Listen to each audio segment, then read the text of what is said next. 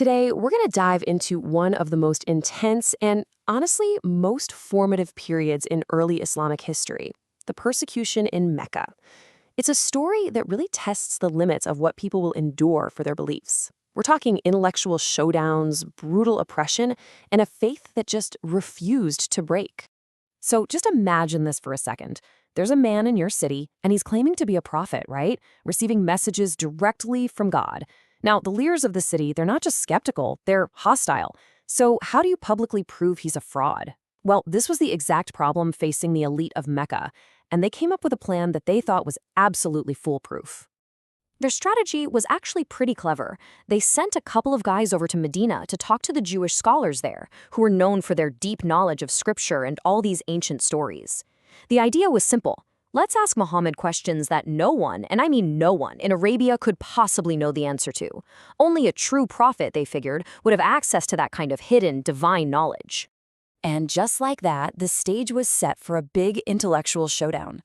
This wasn't just some casual, off-the-cuff questioning. Oh no. This was a meticulously planned test designed to completely discredit the prophet and his message once and for all in front of everyone.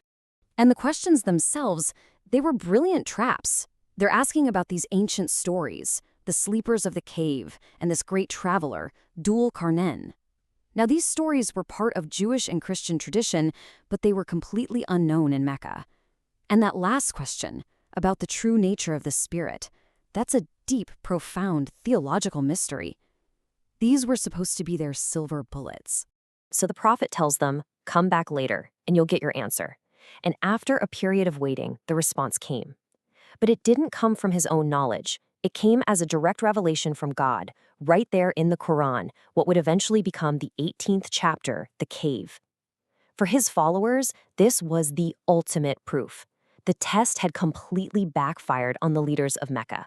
So, with their intellectual trap completely foiled, the opposition from the Meccan leadership, well, it turned from clever questions to just raw physical brutality. If they couldn't disprove the message, they were going to try and crush the people who believed in it. But here's the thing, the persecution wasn't applied equally to everyone. To really get what happened next, you have to understand Mecca's rigid social structure. Your tribe, that was your shield. If you belonged to a powerful clan, you had protection, you had status. Yeah, you might face some mockery or social pressure, but you were mostly safe from actual physical harm. But if you were a slave or someone without any tribal protection, you were completely and totally vulnerable. And that was the core paradox here. The message of Islam was resonating most with the poor and the disenfranchised, but those were the exact same people who were most exposed to retaliation. It was their greatest vulnerability. And this vulnerability, it led to suffering that's pretty hard to even imagine. So now we're going to turn to the personal accounts of those who endured it. These are stories that have become foundational tales of resilience in the face of tyranny. Let's start with one of the most iconic figures from this time, Bilal ibn Rabah. He was an Abyssinian slave, and his owner was a staunch opponent of this new faith. So when it became known that Bilal had converted, he immediately became a primary target. His master would drag him out into the desert at high noon, the absolute hottest part of the day, strip him, and then place this massive, scorching hot boulder on his chest, pinning him to the burning sand. The whole point was to inflict such agonizing pain that he would be forced to renounce his belief. But even under the weight of that rock, with his body literally breaking, Bilal just whispered the same defiant words, over and over again, Ahadun Ahad. It means he is one, he is one. It was a declaration of pure monotheism, a complete and total rejection of his torturer's entire worldview. It just shows the profound power of faith against pure brute force. Bilal wasn't alone in this. The family of Yasser, they also had no tribal protection. Yasser, his wife Sumaya, and their son Ammar, they were all publicly tortured for their beliefs. It was meant to be a spectacle, to scare anyone else from converting. And in a moment of just supreme cruelty, the Meccan leader Abu Jahl tortured Sumaya to death.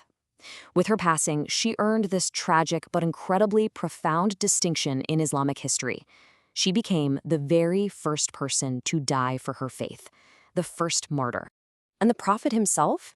Because of those rigid tribal power dynamics, he was completely unable to physically intervene. He couldn't stop it.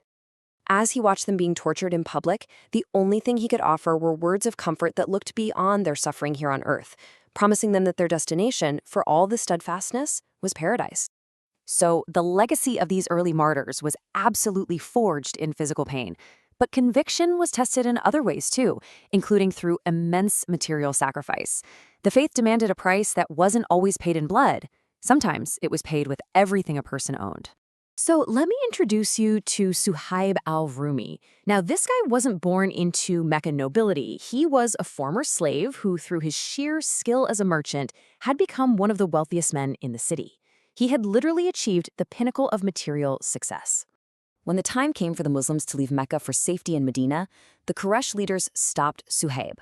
They told him, "You came to us with nothing, and you can only leave with nothing." He had to make an impossible choice: his entire life's fortune, everything he had built, or his faith and his community. He chose his faith. He walked away from it all. This act of incredible sacrifice was so profound that it was actually commemorated in the Quran. This verse was revealed honoring Suhaib's choice, and it reframes the whole transaction. See, he hadn't lost his wealth. He had made the most profitable trade of all, selling his worldly self for God's pleasure. And so, that's what we're left with. From intellectual traps and public ridicule, to brutal physical torture, to the loss of a lifetime of wealth, these early believers faced every single kind of test you could imagine. And it kind of forces us to ask, for any belief, in any era really, what is the ultimate price of your conviction?